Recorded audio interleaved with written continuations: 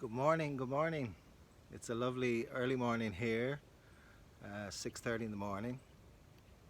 I love early mornings, more so in recent years. I think I might do a separate uh, blog or video on that, but yeah, it's just a very peaceful time of the day. Thank you for tuning in. Um, I'd love if those of you viewing, um, based on my first post yesterday. First of all, big shout out, thanks to Paul, James, Ari, Petty, and Wim for your lovely thoughts and comments. Really appreciate you taking the time to do that. And welcome to the journey. What I'm going to try and do today, and excuse me if I glance down a couple of times during this particular video, I'm going to be trying to keep my videos to 4 to 5 minutes. Um, that's kind of the time frame that I'm looking at further down the road for my website postings and videos. So I'm going to try and get in the habit of doing kind of a 3 to 4 minute, I think. So bear with me, bear with me. I've also kept the camera a little bit closer to myself today. I noticed yesterday the sound was maybe a little bit low, so I'm using the selfie stick here. I've kept it a little bit shorter, so hopefully the sound is a little bit clearer. So in picking up from where I left off yesterday, I'm going to rewind my clock, my journey, back to where it all started, Dublin, Ireland. So I was born, raised there, the youngest of three siblings. I have a brother in San Francisco and a sister in Ireland, still in Dublin. And just, my life there was great, lots of fun, great friends. Was just a very happy person and had a wonderful upbringing.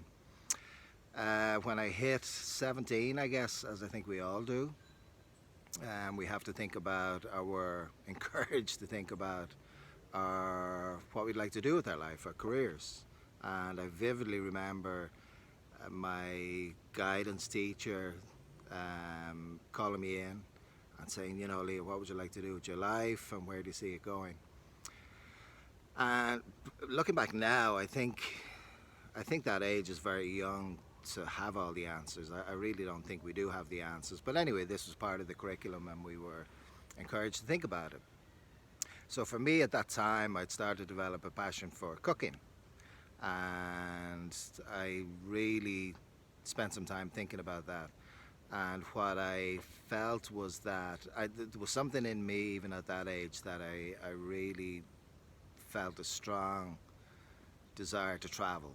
I hadn't traveled up until then, but I really had this strong compulsion to travel, a fascination, a curiosity, I would say. So based on that, and it was a very simple analogy for me, I figured a tomato in Ireland was going to be the same as a tomato anywhere in the world. So if I could learn what to do with the tomato, I could do that anywhere in the world. And it was that simple for me. It was that really simple buy-in that this was the career for me. And it was an enabler. It was going to enable me to travel.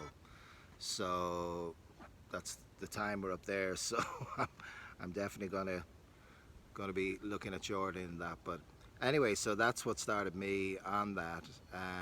So with that, finished school at 18 and then went to college and studied to be a chef. For those of you maybe in UK are familiar with the culinary world, I studied for 7061 and City and Guilds, 7061, 7062. And that was it. I spent three years studying, and then started working in Ireland, in Dublin, in different restaurants, and was actually working in a private hospital as a commis chef for a few years. And life was great. Worked our weekends pretty much started on a Thursday, and great social life, and just was kind of living week to week, but wasn't overly concerned about it. We were just enjoying life and started to have vacations and travel a bit. So that continued for a few years, and I was happy in that environment, but still had this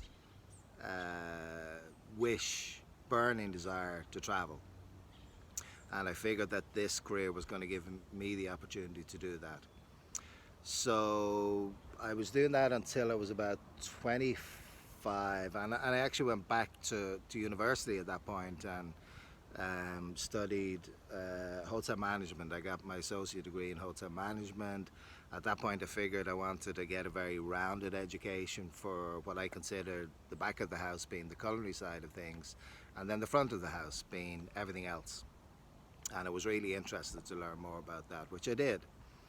And so started working with a contract catering company as a chef manager initially, and was with that company for about 2 years and worked my way up, and it was just a great experience. And I was very fortunate because I was working in an environment where it was Monday to Friday, regular hours, which is very unusual in a chef environment. So life was good. Life was good. At the same time this was going on, I had a close friend who was a few years older than me. Tony was about 5 years older than me, and he had just an awful disease called cystic fibrosis.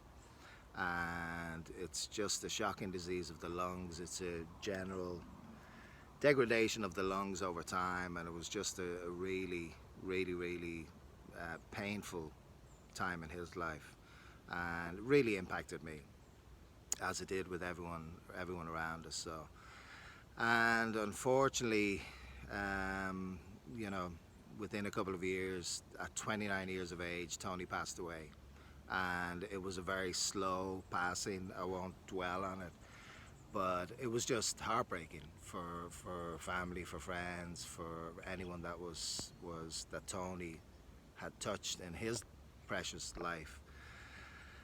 And that was really a wake-up call for me.